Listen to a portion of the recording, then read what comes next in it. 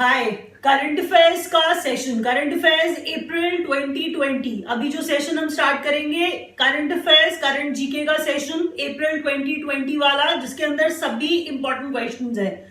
आपके जो क्वेश्चंस आएंगे एग्जाम में, आज के सेशन में से ही देख लीजिएगा 4 से 5 क्वेश्चंस पक्का आ जाएंगे। किसी ना किसी एग्जाम में क्वेश्चंस आपको दिखते रहेंगे। टाइम ऐसा है कि आप जानते हैं कि बहुत करंट हैपनिंग्स, करंट अफेयर्स बहुत ज्यादा आपको होते हुए दिखते नहीं, इसीलिए टाइम सेलेक्ट करने में इंपॉर्टेंट पॉइंट्स को और ज्यादा लग जाता है। तो बहुत ज्यादा टाइम लगा करके बहुत इंपॉर्टेंट क्वेश्चन सेलेक्ट किए हैं। आपको नोट्स बनाने, एक एक क्वेश्चन लिखना है। We upload the session in English medium also for our South Indian students, for our North East students. अगर ये सेशन कंफर्टेबल नहीं है तो move to the switch to the English medium session, वो भी प्लेलिस्ट में है। मैं सेशन स्टार्ट करूंगी, वीडियो अगर एंड तक नहीं देखेंगे, एक एक क्वेश्चन याद नहीं करेंगे, कोई फायदा नहीं होगा। क्लिक करके 2-3 मिनट देखते हैं, फिर आप नहीं देख पाते हैं, मुझे नहीं लगता बच्चों कोई फायदा होगा। जितने भी क्वेश्चंस हैं सारे करने भी हैं और साथ में रिवीजन भी करना है। पूरा क्लास की तरह ट्रीट करिए कि आप एक क्लास में बैठे हुए हैं और जो क्वेश्चंस मैं आपको पढ़ा रही हूं आपको सारे सुन करके इमीडिएटली याद करने हैं। That's the sole purpose. पहले क्वेश्चन से अब मैं स्टार्ट करती हूँ, किस बारे में है ध्यान से देखिए। 100% tax exemption on donations to PM cares. आप कहेंगे पीएम केयर्स में क्या बता रहे हो, तो हमें पता ही है कि सारे के सारे पीएम केयर्स जो होता है, ऐसे वाले जो फंड्स हैं जहां पे डोनेट किया जाता है, वहां पर 100% टैक्स एग्जेम्पशन मिल जाता है। यहां पर ना मैं आपको ये बात नहीं बता रही हूं कि 100% टैक्स एग्जेम्पशन मिल रहा है, किसके अंडर मिल रहा है। कई बार ये भी बच्चों को पता होता है कि एटीजी के अंडर मिल रहा है, लेकिन एटीजी क्या है? एटीजी एक आईटी एक्ट है 1961 का, ये बात बताने वाली है। दूसरी बात जो मैं आपको बताना चाहती हूं, जिसमें हम पीएम केयर का मतलब सिर्फ केयर ही समझ गए, लेकिन केयर का भी तो फुल फॉर्म है, केयर का भी फुल फॉर्म है जो कि एग्जाम में पूछा जा सकता है। आप पीएम केयर्स को केयर्स ही समझ रहे हो, जबकि केयर्स का फुल फॉर्म है प्रधानमंत्री, prime minister citizen assistance and relief in emergency situations. ये फुल फॉर्म है। मैं दोबारा बोलती हूं और अब धीरे धीरे बोलती हूं। आपको याद करना है कि अगर पीएम केयर में डोनेट किया जाएगा तो 100% का टैक्स एग्जेम्पशन मिलेगा। किसके अंडर मिलेगा? मैंने कहा एटीजी के अंडर मिलेगा। एटीजी क्या है? एटीजी ऑफ आईटी एक्ट 1961 के अंडर मिलेगा। पीएम केयर्स में, पीएम केयर्स का फुल फॉर्म है prime minister C citizen A assistance and relief in emergency situations. इसीलिए पीएम केयर फंड नहीं, पीएम केयर्स फंड है। अगले क्वेश्चन की तरफ बढ़ जाते हैं जल्दी से। फुल फॉर्म जरूर याद रखिएगा, किसी भी क्वेश्चन को अगर ऐड किया है तो ये सोच के कि एग्जाम में बहुत सारे फुल फॉर्म्स पूछे जाते हैं। ऑथर बता रही हूं आपको एक किताब का, वो है मोंटेक सिंह आलूवालिया, जिन्होंने किताब लिखी, आप इन्हें जानते हैं। मैंने कहा मोंटेक सिंह आलूवालिया ने एक किताब लिखी, इंपॉर्टेंट किताब है, नाम है इसका back stage the story behind India's high growth years. Backstage the story behind India's high growth years, ये किताब का नाम है जिसे मोंटेक सिंह आलूवालिया ने लिखा है। अगले क्वेश्चन की तरफ जल्दी से बढ़ते हैं। मुंबई सेंट्रल रेलवे स्टेशन, आपको लग रहा है तो बहुत इंपॉर्टेंट सा नाम लग रहा है, क्वेश्चन भी इंपॉर्टेंट है क्योंकि यहाँ पर स्टेशन का नाम बदला गया है। ऐसा होता नहीं है ना, मुंबई में आप सुनते नहीं है। और मुंबई सेंट्रल रेलवे स्टेशन है जिसका नाम ही मुंबई वाला है, तो वो कितना बड़ा हो जाएगा, क्वेश्चन भी इंपॉर्टेंट हो जाएगा। तो मुंबई रेलवे स्टेशन का नाम बदलकर नाना शंकर सेठ मुंबई सेंट्रल रेलवे स्टेशन कर दिया गया है। मतलब आप ये समझ लीजिए कि मुंबई सेंट्रल रेलवे स्टेशन ऐसे के ऐसे ही रहा, इसके अंदर नाना शंकर सेठ ऐड कर दिया गया है। इससे शायद आपको याद हो जाएगा, नाना शंकर सेठ मुंबई सेंट्रल रेलवे स्टेशन। आगे बढ़ते हैं, अगला क्वेश्चन जरा देखते हैं।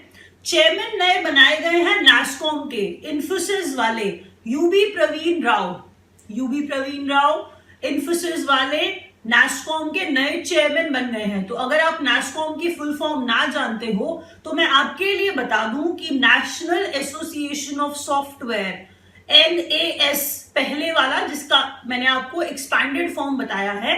मैंने कहा National Association of Software and Services Companies, U B Praveen Rao अब नैस्कॉम के नए चेयरमैन हैं। अगला क्वेश्चन देखिए, थोड़ा सा लंबा, अब लंबी बात करते हैं। क्वेश्चन एक नहीं होता है, एक पॉइंट के अंदर बहुत सारी चीजें होती हैं डिस्कस करने लायक। आरबीआई की बात अब करने वाले हैं कि आरबीआई ने एक्सटेंड किया है ओवरड्राफ्ट लिमिट। ओवरड्राफ्ट का मतलब क्या है, पहले मैं आपको ना इसको सेंटेंस को जो आपकी स्क्रीन पर है पढ़ देती हूँ, आप पढ़िए, शायद आपको पहले से समझ आ जाए, मेरी कहानी की आपको शायद जरूरत ही ना हो। मैं कह रही हूँ आरबीआई ने एक्सटेंड किया, RBI extend overdraft limit to states and UTs from 14 working days to 21 working days. यहाँ पर थोड़ा सा चीज को आसान बनाने की कोशिश कर रही हूँ, शायद समझ में आ जाए आपको।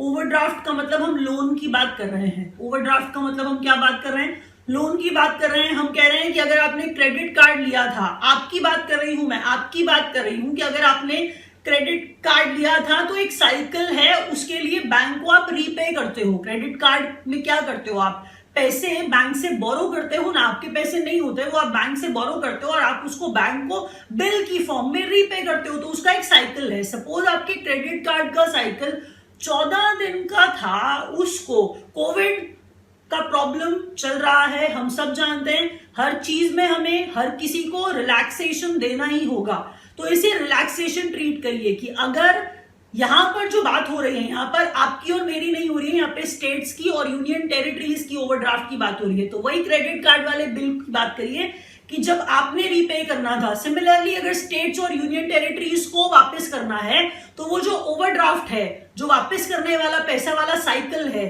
उसे 14 दिन से बढ़ा करके 21 वर्किंग डेज कर दिया गया है। एक बात पढ़िए। सेकंड पॉइंट में क्या लिखा हुआ है, ये कह रहा है RBI has also increase WMA limit, ways and means advances की बात हो रही है। वेज एंड मीन्स एडवांसेस के अंदर आरबीआई एडवांस दे रहा है स्टेट्स को। पहले तो वेज एंड मीन्स एडवांसेस में स्टेट्स की बात की गई है, ये वर्ड स्टेट्स इंपॉर्टेंट है। हम यहाँ पे कह रहे हैं कि अगर मिसमैच हो, हम कह रहे हैं रेवेन्यू के अंदर अगर मिसमैच हो स्टेट्स के, तो स्टेट क्या करता है, एडवांस पैसा लेता है। तो हम कह रहे हैं कि अगर जैसे सपोज अगर एक स्टेट है, असम की बात हम करते हैं कि असम को 1 करोड़ एडवांस दिया जा सकता था। अब उस वेज एंड मीन्स एडवांसेस के चलते आरबीआई ने उस लिमिट को बढ़ा करके 1 करोड़ 60 लाख, ये फिगर नहीं है, ये आपको एग्जाम्पल के थ्रू मैं समझा रही हूं कि अगर वो 1 करोड़ मिल सकता था उसको, अब 1 करोड़ 60 लाख मिल सकता है, क्योंकि उस वेज एंड मीन्स एडवांसेस की लिमिट को आरबीआई ने बढ़ा करके 60% मतलब एक्स्ट्रा कर दिया है, 60% जो है वो बढ़ा दिया है। इसीलिए ध्यान से पढ़िए कि RBI has also increased ways and means advances, and ways and means advances में सिर्फ सिंपल बात कि अगर रेवेन्यू में मिसमैच है स्टेट के तो उसको एडवांसेस की जरूरत है, पैसे की जरूरत सबको होती है, रेवेन्यू में मिसमैच होता ही होता है। तो कह रहे हैं कि कोई स्टेट, अब असम अलग डिजर्व करता होगा, अलग ले सकता होगा एडवांस, यूपी अलग डिजर्व करता होगा, अलग एडवांस ले सकता होगा, तो हम कह रहे हैं कि जो भी एडवांस दिया जा सकता है उसका लिमिट बढ़ा करके 60% और एक्स्ट्रा दे दिया गया है, 60% till September 2020, over and above the level as on March 31, 2020। ये सारी चीजें ध्यान से पढ़िएगा कि हम कह रहे हैं कि कब तक 60%, सितंबर 2020 तक। अब अगर आपको बताऊं ये वेज एंड मीन्स एडवांसेस है, बड़ी चीज है कि स्टेट को एडवांसेस मिल रहे हैं, पैसे दिए जा रहे हैं, तो ऐसी रिकमेंडेशन किसने दी, ऐसी रिकमेंडेशन दी है सुधीर श्रीवास्तव कमेटी ने।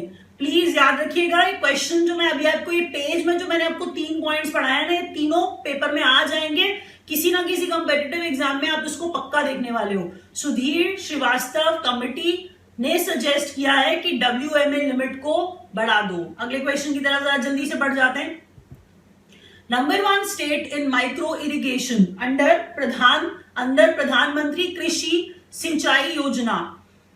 अगर मैं बात करूं प्रधानमंत्री कृषि सिंचाई योजना की बात कर रहे हैं, इसके अंडर कौन सी स्टेट है जो माइक्रो इरिगेशन में नंबर 1 पे रही, तमिलनाडु। आपको एक बात बताऊं, यहाँ पे इरिगेशन का मतलब तो सिंचाई है, लेकिन माइक्रो इरिगेशन का मतलब क्या होता है।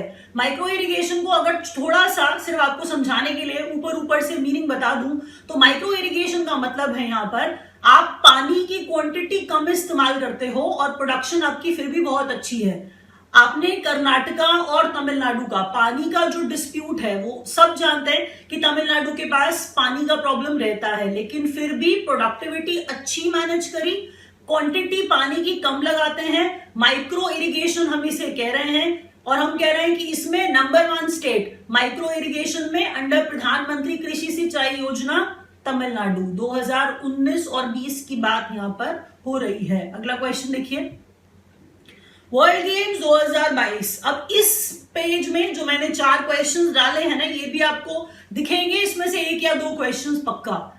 वर्ल्ड गेम्स 2022, देखिए मैं अपनी तरफ से हर एरिया को, हर सेक्टर को कवर करने की कोशिश करती हूं। जब हम करंट अफेयर्स बनाते हैं, current affairs GK current affairs बनाते हैं हम लोग, तो उसके अंदर हर तरह का सेक्टर भी कवर करने की कोशिश करते हैं, क्योंकि आपके एग्जाम में कभी भी एक ही तरह के क्वेश्चन सारे नहीं आ जाते हैं, हर सेक्टर के अंदर से एक एक क्वेश्चन पूछा जाता है। तो वही मेरा पॉइंट ऑफ व्यू है, सब कवर करके चलना। विंटर, हम वर्ल्ड गेम्स से स्टार्ट करते हैं। पहले वर्ल्ड गेम्स 2021 में होने वाले थे, 2022 में कर दिया, तो अब ये बढ़ाया है। कोविड के चलते सब चीज में एक्सटेंड किया जा रहा है। आप ये भी जानते हैं कि जो ओलंपिक्स हैं टोक्यो वाले, वो भी मैंने आपको बताया था कि 2020 में होने ही वाले थे, लेकिन अब उन्हें भी एक्सटेंड करके 2021 कर दिया गया है। तो अब 1 बाय 1 इन्हें पढ़िए। लिखा है कि वर्ल्ड गेम 2022 का वेन्यू बर्मिंघम। क्या बर्मिंघम को यूके से रिलेट कर देंगे सीधा? नहीं, बर्मिंघम ये अलाबामा वाला है। बर्मिंघम अलाबामा, मतलब अब हम यूएसए की बात कर रहे हैं, हम यूके की बात नहीं कर रहे हैं। हम कह रहे हैं वर्ल्ड गेम 2022 में बर्मिंघम में अलाबामा यूएसए में होंगे। Summer Olympics Paralympics 2021 Tokyo Japan. Tokyo Japan में हमें समर ओलंपिक्स पता है, जहां पे समर ओलंपिक्स थे वहां पे पैरालंपिक्स भी होने थे, लेकिन बात समझिए, अभी कोविड के चलते इन चीजों को एक्सटेंड किया गया है। तो अब समर ओलंपिक्स पैरालंपिक्स का भी वेन्यू डिसाइड कर लिया गया है 2024 वाले का। तो पेरिस में, फ्रांस में 2024 वाले होंगे, और जो अभी 2020 में होने वाले थे उन्हें एक्सटेंड करके पहले तो 2021 कर दिया गया है। तो summer Olympics and Paralympics Tokyo Japan में 2021 में होंगे। अब एक और इंपॉर्टेंट बात कि जो विंटर ओलंपिक्स है, क्योंकि ये सारी बात चल रही है ओलंपिक्स वाली, तो विंटर ओलंपिक्स 2022 का वेन्यू बीजिंग चाइना है। अगले क्वेश्चन की तरफ बढ़ते हैं। LCR requirement, liquidity coverage ratio. Liquidity coverage ratio, ये जो मैंने एलसीआर लिखा है, LCR requirement of banks reduced to 80%। आपने पढ़ा होगा, आपने सुना होगा कि लिक्विडिटी कवरेज रेशो जो है वो 100% होना चाहिए। लिक्विडिटी कवरेज रेशो 100% होना चाहिए। अब 80% इसे किया गया है, इसे वापस 100% बनाया जाएगा अगले साल तक। लेकिन अब बात करते हैं डिटेल्स की, अब बात करते हैं एग्जाम में आने वाले क्वेश्चन की। लिक्विडिटी कवरेज रेशो को 80% किया गया है। पहली बात मैंने आपको ये बताई, मैंने कहा इसे अगले साल फिर 100% किया जाएगा, लेकिन ये फेजेस में किया जाएगा। इसके लिए इन पॉइंट्स को पढ़िए जो लिखे हुए हैं। पहला point, LCR requirement, LCR requirement of banks reduce to 80% till September 30th 2020। आपसे ये पूछा जाएगा कि एलसीआर को घटाया नहीं जाता है, एलसीआर को घटा करके 80% किया गया है, लेकिन कब तक के लिए किया गया है?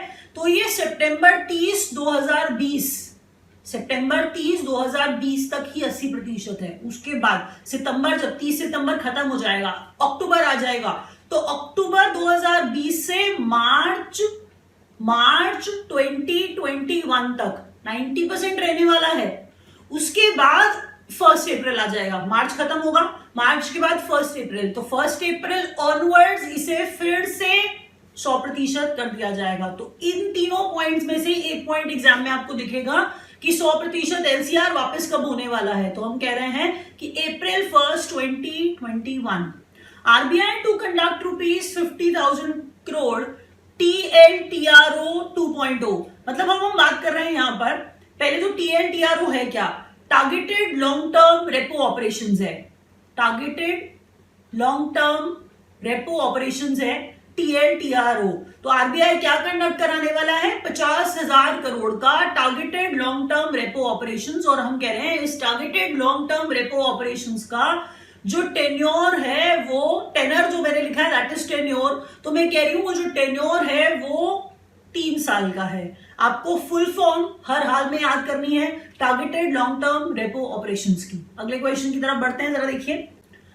यहाँ पर रेट्स की बात करते हैं, क्योंकि एलसीआर की बात करी है तो साथ ही रेट्स की भी बात करते हैं। अब यहाँ पे रेट जो है आपको ऑलमोस्ट सब सेम दिखने वाला है कि रेपो तो 4.40% है, कि ये तो मैम ने लास्ट में ही पढ़ाया था बाय मंथली पॉलिसी के अंदर। आपको पता है कि आरबीआई ने एक और मीटिंग किया, प्रेस कॉन्फ्रेंस किया, जिसके अंदर इन चीजों को बताया, जिसमें बताया था कि एसएलआर को, स्टैट्यूटरी लिक्विडिटी रेशियो को घटाया जाएगा और फिर 18 कर दिया जाएगा। तो अब 18 हो गया है। कुछ टाइम पहले तक 18.25% एसएलआर था, स्टैट्यूटरी लिक्विडिटी रेशियो 18.25% था, लेकिन मैंने आपको क्या कहा, एसएलआर को घटा करके अब 18% कर दिया गया। ये इंपॉर्टेंट पॉइंट है आप लोगों के लिए, प्लीज याद रखिएगा। रेपो 4.40%, रिवर्स रेपो 3.75%, यहां पर 3.75% में इंपॉर्टेंट बात देखने वाली ये थी कि इसे फिर से 25 बेसिस पॉइंट्स गिरा दिया गया है। मार्जिनल स्टैंडिंग फैसिलिटी और बैंक रेट 4.65% ही है, सीआरआर 3% ही है, बस एसएलआर और रिवर्स रेपो आपको यहाँ पे नया दिखेगा।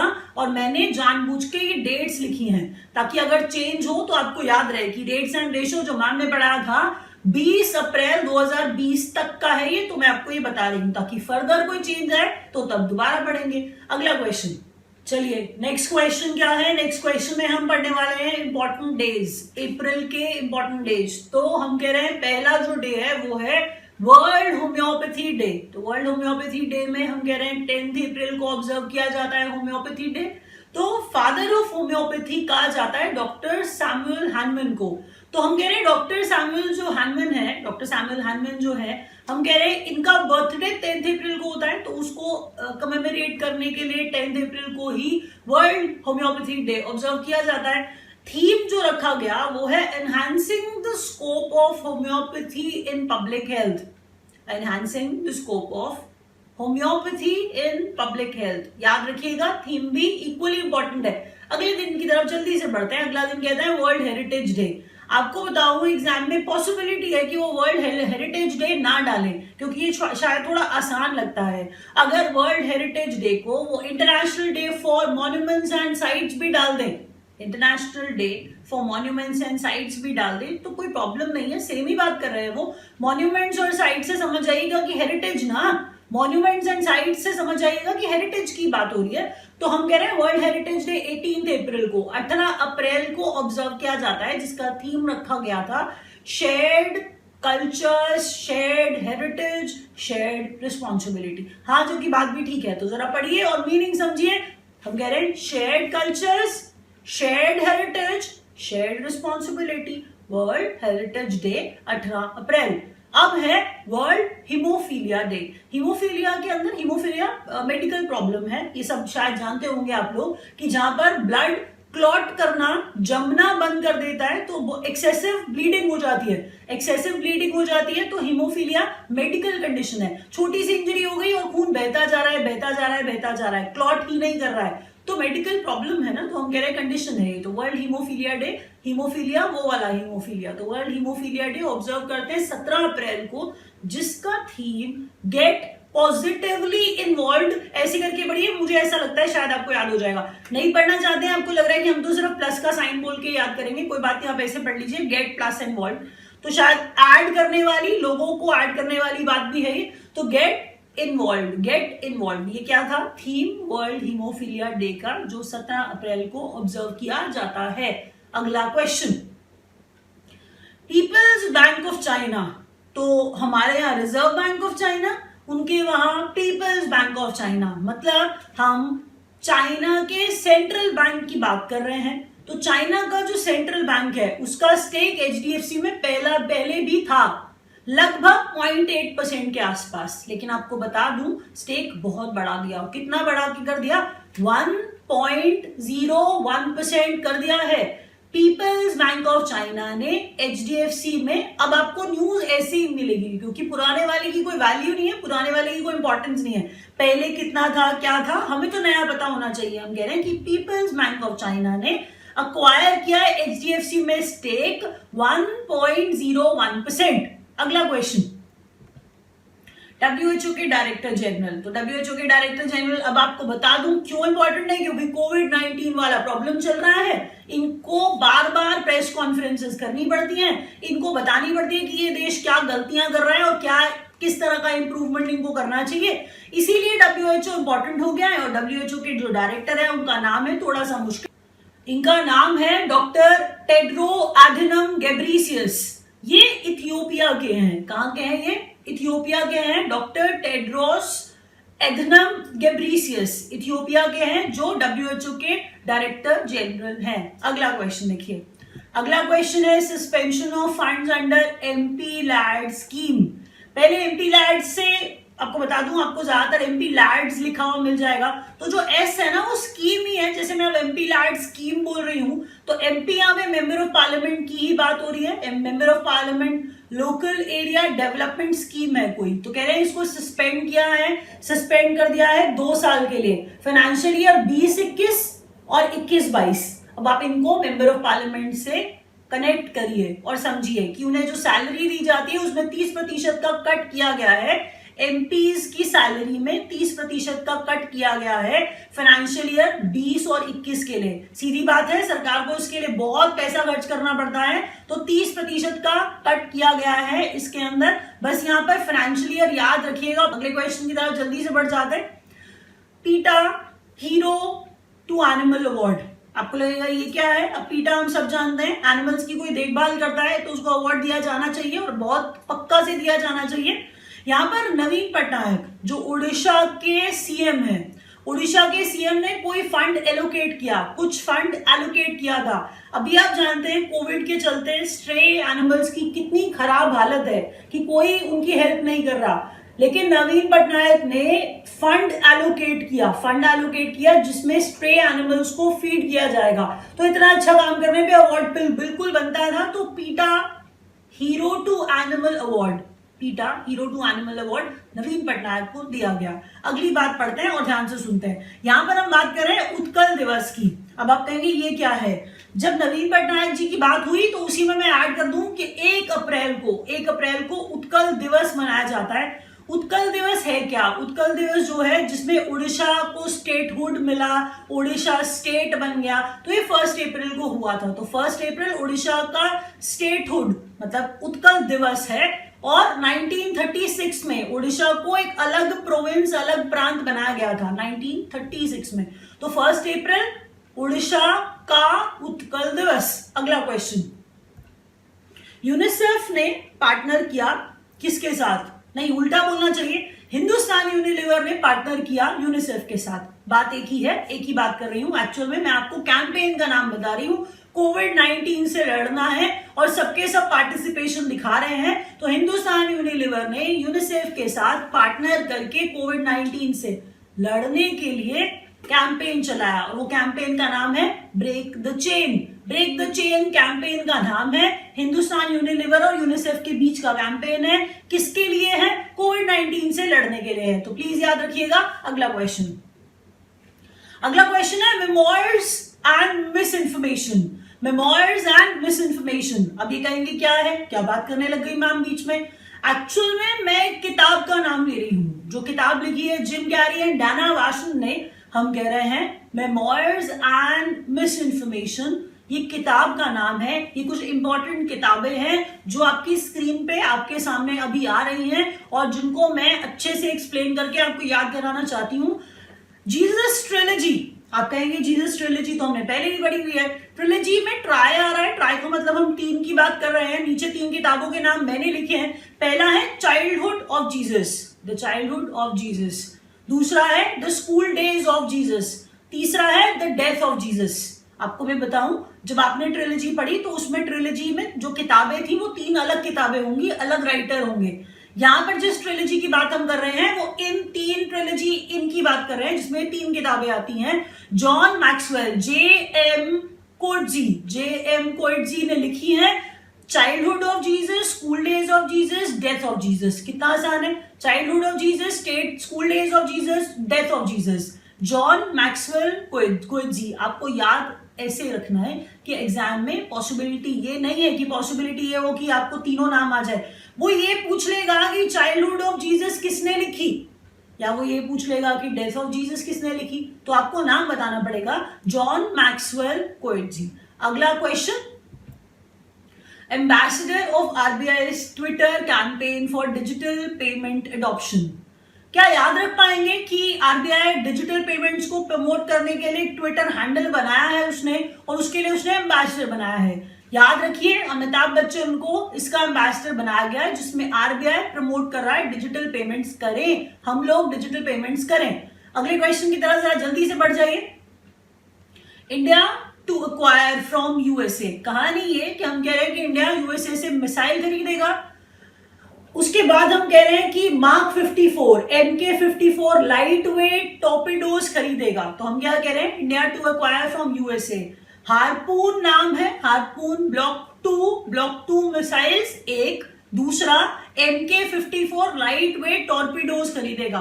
दोबारा प्लीज ध्यान से, हार्पून ब्लॉक 2 मिसाइल्स, दूसरा है MK54 लाइट वेट टॉर्पेडोज खरीदेगा इंडिया यूएसए से। अगला क्वेश्चन देखिए, एशियन बॉक्सिंग चैंपियनशिप 2020 की बात हम करने वाले हैं। इंडिया में होने वाली थी, इंडिया होस्ट करने वाला था। अभी तक तो यही है कि नवंबर दिसंबर में इंडिया इसे होस्ट करेगा, भूलना नहीं है आपको। अभी तक हम कह रहे हैं कि एशियन बॉक्सिंग चैंपियनशिप को इंडिया ने इस साल होस्ट करना है नवंबर दिसंबर 2020 की हम बात कर रहे हैं। प्लीज याद रखिएगा, Asian boxing championship 2020 to be held in India. अगला क्वेश्चन जल्दी से देखते हैं।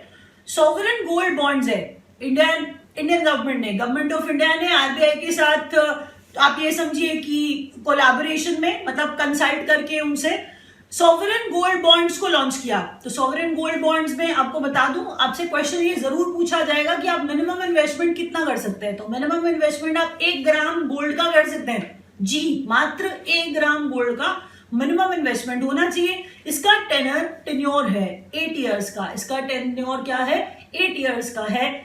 यहां पर रेट आपसे जरूर पूछा जाएगा कि इंटरेस्ट जो मिलेगा वो किस रेट पे मिलेगा। तो 2.50 पर एनम इंटरेस्ट रेट क्या है, 2.50% पर एनम इंटरेस्ट रेट है सॉवरेन गोल्ड बॉन्ड्स का। और हम बात कर रहे हैं फाइनेंशियल ईयर 2020-2021 की। अगले क्वेश्चन की तरफ बढ़ जाते हैं जल्दी से। अब यहाँ पे थोड़ी सी डिफिकल्ट चीजें आने वाली हैं, लास्ट पॉइंट्स हैं, लेकिन अब सबसे इंपॉर्टेंट हो जाएंगे ये पॉइंट्स। मैं आपको बता दूं, आपने जो पढ़ा है वो इंपॉर्टेंट है, ये और भी ज्यादा इंपॉर्टेंट है। ध्यान से एक एक चीज को सुनिएगा। यहां पर हम प्रायोरिटी सेक्टर लेंडिंग की बात हम करने वाले हैं। प्रायोरिटी सेक्टर लेंडिंग की जब बात हो रही है, तो पहले आपको बताऊं, DHFL का IL&FS का क्राइसिस हुआ, ठीक है। DHFL आप जानते हैं, आप IL&FS का नाम आपने सुना है, NBFCs थी वो। उसके बाद बैंक्स जो है NBFCs को शायद डर के ही पैसा नहीं देना चाह रहा था, लेकिन आरबीआई ने कहा है, क्योंकि NBFCs के पास अभी लिक्विडिटी क्रंच आ गया, मेजर वाला लिक्विडिटी क्रंच आ गया। NBFCs ने पैसे आगे देने हैं ना, लेंड करेंगे, that's how they are going to earn. अब NBFC के पास लिक्विडिटी क्रंच है, पैसा नहीं है देने को, क्योंकि बैंक से NBFC को डर के शायद पैसा नहीं दे रहे। तो आरबीआई ने कहा है, ये रिलीफ है बैंक्स के लिए कि जो वो पैसा देते हैं, आरबीआई ने कहा है NBFCs को जो वो पैसा देते हैं। यहां पर NBFCs में पहले एक बात आपको और ऐड कर दूं कि मैं शायद स्लिप हो जाए, तो NBFCs में कौन सी NBFCs और HFCs मतलब हाउसिंग फाइनेंस कंपनीज, इन दोनों की बात हो रही है। NBFCs के अंदर MFIs micro finance institutions included नहीं है। तो कह रहे हैं कि अगर on lending by bank to NBFCs except MFIs and HFC, अब पढ़िए बोर्ड पे, part of priority sector lending 5% of banks total priority sector lending. तो बैंक जो है, जो प्रायोरिटी सेक्टर को लेंड करता है, जैसे कि बैंक्स ने एग्रीकल्चर और एलाइड को लोन दिया, तो वो उसको प्रायोरिटी सेक्टर लेंडिंग दिखाता है, प्रायोरिटी सेक्टर में दिया हुआ लोन दिखाता है। तो अब आरबीआई कह रहा है कि जब तुम लेंडिंग करोगे, 5% तक का लेंडिंग जो होगा तुम्हारा, कितना भी लोन तुम दे रहे हो NBFCs को, हम कह रहे हैं उसमें 5% तक का लोन जो तुम NBFCs को और HFCs को दे रहे हो ना, वो हम प्रायोरिटी सेक्टर में कंसिडर कर लेंगे। तो प्रायोरिटी सेक्टर में कंसीडर कर लेंगे किसको? बैंक्स के एनबीएफसीज को दिए हुए लोन को। जैसे कि बैंक्स प्रायोरिटी सेक्टर में एग्रीकल्चर सेक्टर में लोन देता है, हम कह रहे हैं वैसे ही प्रायोरिटी सेक्टर में ही मान लिया जाएगा 5% एनबीएफसीज और एचएफसीज को दिए हुए लोन को, सिर्फ 5% तक की। लेकिन ये बहुत बड़ा रिलीफ है बैंक्स के लिए, मैं आपको बता दूं। अब अगले पॉइंट की तरफ जरा बढ़िए और जरा ध्यान से देखिए। कहता है on lending limit by NBFCs for term lending.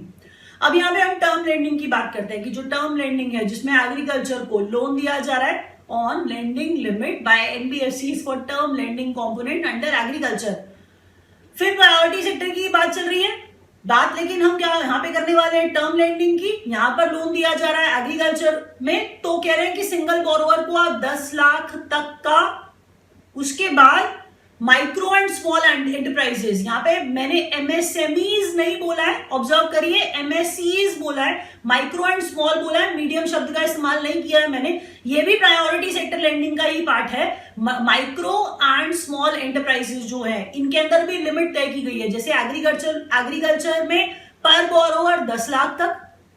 अब कह रहा है कि अगर माइक्रो एंड स्मॉल एंटरप्राइजेस को लोन दिया जा रहा है, अब यहां पर बात प्रायोरिटी सेक्टर की हो रही है और टर्म लेंडिंग की हो रही है, तो 20 लाख पर बोरोवर। उसके बाद एचएफसीज के अंदर अगर बात करें, मतलब हाउसिंग फाइनेंस कंपनीज में बात करें, तो 20 लाख पर बोरोवर का लिमिट सेट किया गया है।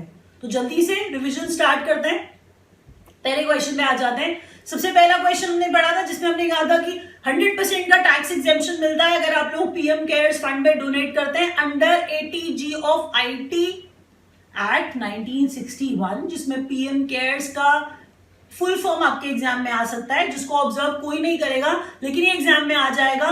Prime minister citizen assistance and relief in emergency situation, please याद रखिएगा।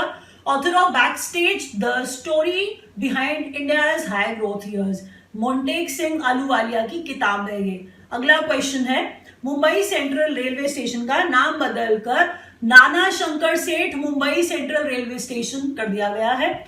New chairman of NASSCOM UV Praveen Rao. RBI ने ओवरड्राफ्ट लिमिट स्टेट्स का और यूनियन टेरिटरीज का एक्सटेंड किया है इसे, और इनके लिए जो रीपेमेंट है, मतलब 14 दिन से बढ़ा करके इसका टाइम 21 दिन करा है। आरबीआई ने कहा है साथ में कि WMA जो लिमिट है, जो एडवांसेस वाली लिमिट है, उसको भी 60% बढ़ा दिया है स्टेट्स के लिए, और ये सितंबर 2020 तक। सुधीर श्रीवास्तव कमिटी थी जिसने वेज एंड मीन्स एडवांसेस को स्टेट्स के लिए बढ़ाने की बात कही थी। अगला क्वेश्चन देखिए, number 1 state in micro irrigation under प्रधानमंत्री कृषि सिंचाई योजना तमिलनाडु। भूलना नहीं है आपने किसी भी हाल एक भी क्वेश्चन को। अगला क्वेश्चन है, वर्ल्ड गेम्स 2022, इसका वेन्यू बर्मिंघम, लेकिन ये यूके वाला नहीं है, बर्मिंघम अलाबामा USA वाला है। समर ओलंपिक्स की डेट बढ़ाई गई है, टोक्यो जापान में ही होने वाले थे वो हमें पता है, लेकिन अब 2021 में होंगे ओलंपिक्स भी और पैरालंपिक्स भी। 2024 की भी डेट डिसाइड कर दी है, तो समर ओलंपिक्स और पैरालंपिक्स 2024 वाले, इसका वेन्यू डिसाइड कर दिया गया है। वेन्यू है Paris France. Winter Olympics venue 2022 वाले का बीजिंग चाइना। अगला क्वेश्चन देखिए, लिक्विडिटी कवरेज रेशो, हम कह रहे हैं यहाँ पर बैंक्स ने इसे रिड्यूस किया है LCR को 80%। कब तक किया है? 30 सितंबर तक किया है, और कह रहे हैं कि अक्टूबर 2020 से मार्च 2021 तक फेजेस में बढ़ा रहे हैं, 90% कर देंगे, और 1 अप्रैल 2021 से अगले साल कह रहे हैं इसे वापस 100% कर दिया जाएगा, क्योंकि LCR 100% होता है। आरबीआई ने कंडक्ट किया 50,000 करोड़ का targeted long term repo operations. अगले क्वेश्चन की तरफ बढ़ते हैं। रेट्स एंड रेशियोज में मैंने आपको बताया था 20 अप्रैल 2020 को मैं ये वीडियो कर रही हूं, और इसमें मैं आपको बता रही हूं कि अब तक रेपो रेट 4.40% है, रिवर्स रेपो घटाया गया 25 बेसिस पॉइंट 3.75% किया गया है। MSF and bank rate 4.65%, CRR 3%, और स्टैट्यूटरी लिक्विडिटी रेशियो को भी 18% कर दिया गया है। अगला क्वेश्चन देखिए, world homeopathy day, doctor Samuel Hahnemann father of homeopathy को याद करते हुए उनके बर्थडे पे 10 अप्रैल को ऑब्जर्व करते हैं। Enhancing the scope of homeopathy in public health theme था इसका। वर्ल्ड हेरिटेज डे, जिसे international day of monuments and sites भी बोलते हैं, 18 अप्रैल को ऑब्जर्व किया जाता है। थीम इसका shared culture, shared heritage, shared responsibility. World hemophilia day 17 अप्रैल को। थीम इसका get involved. People's Bank of China ने एचडीएफसी में 1.01% का शेयर स्टेक ले लिया। अगला क्वेश्चन, डब्ल्यूएचओ के डायरेक्टर जनरल का नाम, इतनी प्रॉब्लम्स हो रही है कोविड की वजह से, तो doctor Tedros Adhanom Ghebreyesus. Ethiopia के इनका नाम याद रखिएगा। अगला क्वेश्चन देखिए, suspension of fund under MP LAD scheme.